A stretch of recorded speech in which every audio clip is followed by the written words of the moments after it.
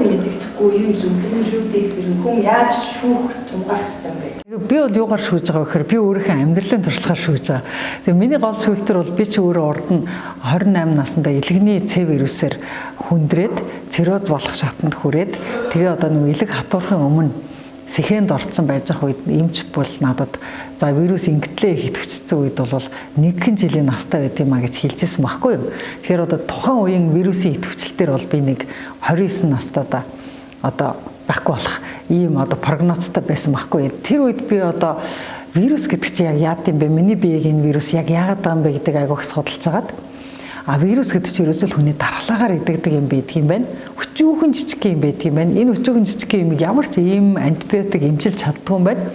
Энэ өчүүхэн жижиг юмтай миний биеийн дотор байгаа өчүүхэн жижиг юм л байлдчихэж одоо тэр явган цэрэгтэй миний чүмгнээс гарч байгаа тэр одоо тэр эсэргүүцлийн тэр дархлааны тэр жижигхэн цэргүүд маань л энэ өчүүхэн жижигхэн амтныг дарах юм байна гэж ойлгож авсан байхгүй.